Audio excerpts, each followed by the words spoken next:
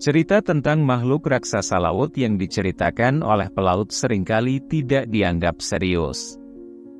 Sebagian besar permukaan bumi adalah lautan yang sangat luas, dan banyak bagian laut yang tidak dapat dijangkau oleh manusia.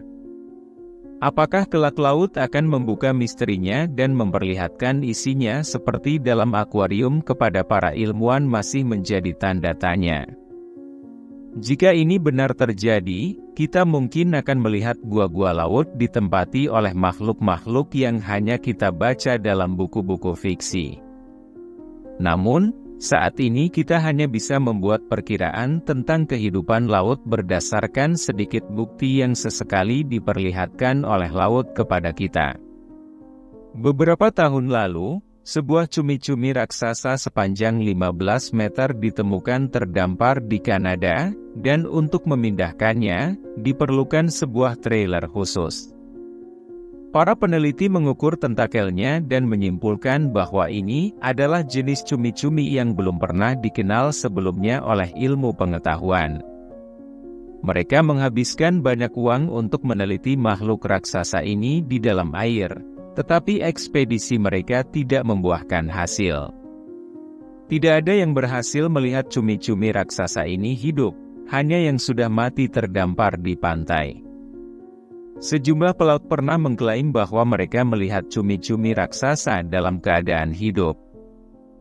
Namun, cerita-cerita ini sering dianggap sebagai kisah-kisah fiksi yang diceritakan oleh pelaut yang mabuk.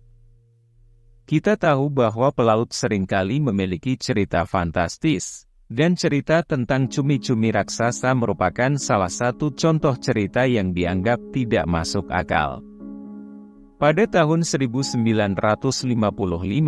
sebuah koran di Kanada menerbitkan cerita misterius yang berasal dari seorang pelaut.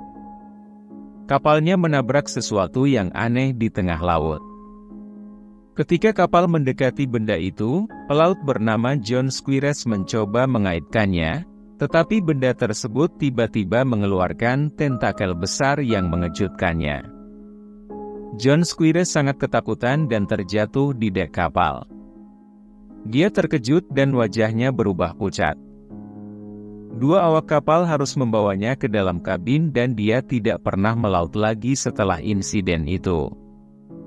Namun, apa yang kita ketahui tentang monster raksasa laut ini sangat sedikit. Makhluk-makhluk ini hidup di kedalaman laut sekitar 2000 meter dan menghabiskan sebagian besar hidup mereka berenang dan bergerak terus-menerus. Kita bisa memperkirakan ukuran makhluk raksasa ini dari ukuran mata cumi-cumi raksasa yang ditemukan di dalam perut hiu besar. Mata cumi-cumi ini berdiameter sekitar 40 cm, hampir sebesar bola basket. Cumi-cumi raksasa ini biasanya merupakan makanan favorit hiu besar, yang memangsa cumi-cumi yang lebih kecil. Belum lama ini, peneliti Jepang melakukan eksperimen di Teluk Suruga, dekat dengan Palung Mariana, yang merupakan tempat terdalam di samudera dunia. Mereka meletakkan sebuah kontainer berisi umpan berbau di dasar laut dan memasang kamera khusus untuk memonitor reaksinya. Mereka ingin melihat apa yang akan terjadi dengan kontainer dan umpan tersebut. Bau dari umpan menarik perhatian sekelompok hiu yang hidup di kedalaman laut. Ketika peneliti melihat layar monitor, mereka tidak bisa berkata-kata karena melihat sesuatu yang luar biasa.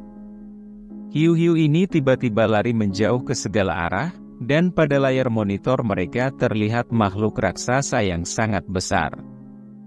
Raksasa itu bergerak dengan sangat lambat menjauh dari kamera video di kedalaman 1,5 km, dengan panjang lebih dari 60 meter. Namun, tidak jelas apa sebenarnya makhluk ini. Para peneliti gagal menjawab pertanyaan ini dan hanya bisa berspekulasi tentang identitas makhluk tersebut. Mereka menyatakan bahwa mungkin ini adalah hiu tidur terbesar yang pernah ditemukan.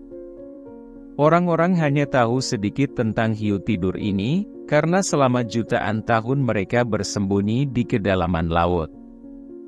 Orang belum pernah melihat hiu tidur hidup atau cumi-cumi raksasa, kecuali pada satu insiden langka pada tahun 1964 di Indonesia, ketika beberapa hiu tidur mati terdampar, meskipun itu hanya hiu muda dengan panjang sekitar 26 meter.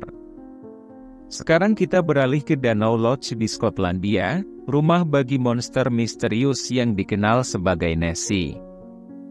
Banyak laporan dan kesaksian dari orang-orang yang mengklaim melihat monster ini setiap tahun, dan perusahaan di Skotlandia mencoba mendapatkan keuntungan dari fenomena ini dengan menjual berbagai barang berhubungan dengan Nessie. Toko-toko di dekat danau menjual cindera mata, buku panduan, dan kerajinan tangan dengan gambar Nessie. Orang-orang lokal juga menawarkan untuk membawa wisatawan mengelilingi danau dengan tarif yang masuk akal, mengklaim bahwa mereka dapat membantu melihat monster itu. Namun, masih ada skeptisisme dan beberapa orang tidak percaya pada keberadaan monster danau ini. Mereka meminta bukti fisik atau spesimen dari monster danau ini sebelum mereka mempercayainya sepenuhnya. Meskipun banyak saksi mata telah memberikan kesaksian mereka, masih ada keraguan tentang apakah Nessie benar-benar ada.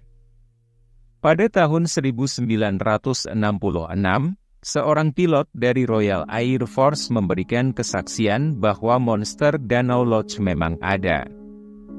Mereka merekam peristiwa ketika salah satu makhluk tersebut melintasi danau. Para ahli mempelajari rekaman ini dan menyimpulkan bahwa itu adalah makhluk hidup.